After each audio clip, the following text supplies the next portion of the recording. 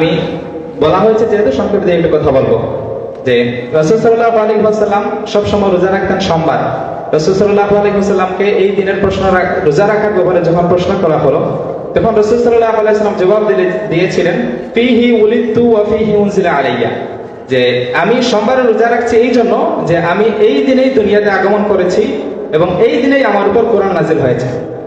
এই রাসূল সাল্লাল্লাহু আলাইহি ওয়াসাল্লামের দাইমি আমলের একটি আমলে যে সোমবারে রোজা রাখা, এই রোজা রাখাটা রাসূলুল্লাহ নিজেই তার আগমনের শুকরিয়া স্বরূপ আদায় করেছেন। এই হাদিস থেকে আল্লামা মুল্লা আলী কারি একটা জিনিস নকল করেছেন যে আন্না জামানা কাদ ইয়াতাশাররাফু বিমা ইয়াকাউ ফিহি ওয়া কাযাল মাকান, যে এই দলিল থেকে এই হাদিস থেকে আমরা এই দলিল পাই যে নিশ্চয়ই সময় এবং স্থান, ওই সময় এবং স্থানে যে জিনিসটা সংগঠিত হয় সেই জন্য সে সম্মানিত হয়। এই হিসাবে আমরা যারা আশিকে রাসূল রয়েছি, আল্লামা ফজলুল সাইফুল্লাহ রাহমাতুল্লাহি আলাইহির মুহিব্বিন এবং মুরিদিন যারা আছে, আমাদেরকে আমাদের প্রিয় মুর্শিদ সেই শিক্ষা দিয়েছেন রাসূল সাল্লাল্লাহু আলাইহি ওয়াসাল্লামের আগমনের শুকরিয়া আদায় করার জন্য। কিন্তু রবিউল আউয়াল মাসটা আমাদের জন্য আশিকে রাসূলদের জন্য একটি বিশেষ মুহূর্ত, যে এই মাসেই রাসূল সাল্লাল্লাহু আলাইহি ওয়াসাল্লাম আগমন করেছিলেন। আমরা এই মাসে বেশি খুশি হই এবং এই মাসে মাহফিলে মিলাদুন নবী বেশি উদযাপন করি। আর এর ধারাবাহিকতা সবসময় চলে থাকে। আমরা যে মিলাদ শরীফ গুলো পড়ি, সেখানে যে তাওয়ালুদ পড়া হয়, সেখানে রাসূল সাল্লাল্লাহু আলাইহি ওয়াসাল্লামের আগমনের আলোচনা করা হয়, জন্ম বৃত্তান্ত আলোচনা করা হয়। শুধু উপস্থিতি, আমরা বাংলাদেশ আঞ্জুমানে তালামীযে ইসলামিয়া এমন একটা কাফেলা, এই ছাত্র সংগঠন বর্তমান তথা দীর্ঘ 4 দশক ধরে ছাত্র সমাজের নেতৃত্ব দিয়ে আসছে, অন্ধকার থেকে আলোর পথে নিয়ে আসছে। তালামীযে ইসলামিয়া যখন যে জিনিসটা প্রয়োজন দেশ জাতি গঠনের ক্ষেত্রে, তখন সেই কর্মসূচিটাই নিয়ে থাকে। আমরা অতীতে যেরকম বৈষম্য বিরোধী আন্দোলনে ছিলাম, আমরা দুর্নীতির বিরুদ্ধে ছিলাম, আমরা জুলুমের বিরুদ্ধে ছিলাম, যখন যে জিনিসের প্রয়োজন বর্তমান সময়ে, যেহেতু রবিউল আউয়াল মাস আমাদের আন্দোলন আমরা করেছি, আমরা বিদ্রোহ করেছি, আমরা দ্রোহ করেছি, কিন্তু এই সময়টা হচ্ছে আমাদের ইশকে রাসূলের মহব্বতের প্রকাশের অংশ হিসেবে আমরা এই মাহফিলে মিলাদুন নবীগুলো আয়োজন করছি।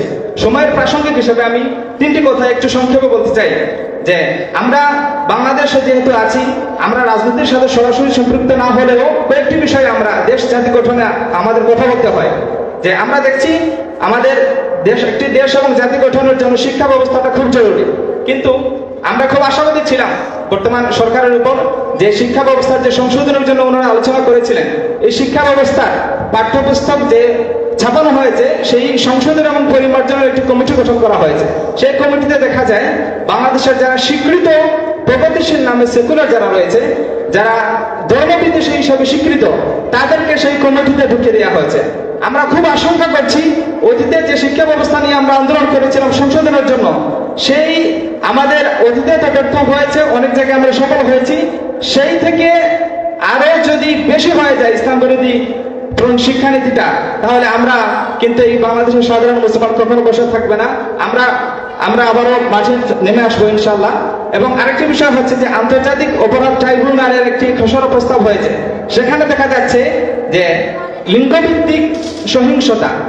লিঙ্গভিত্তিক সহিংসতাকে সেখানে তারা মানবতা বিরোধী অপরাধের একটি প্রস্তাব করেছেন। আমরা এখানে দেখেছি অতীতে বা অন্যান্য দেশের ক্ষেত্রে এই টার্ম দিয়ে তারা LGBTQ সমকামিতাকে নরমালাইজেশন করেছে এবং LGBTQ কে লিঙ্গ হিসেবে মর্যাদা দেওয়ার তারা এখানে যে অপপ্রয়াস চালাচ্ছে, আমরা তীব্র নিন্দা জানাচ্ছি।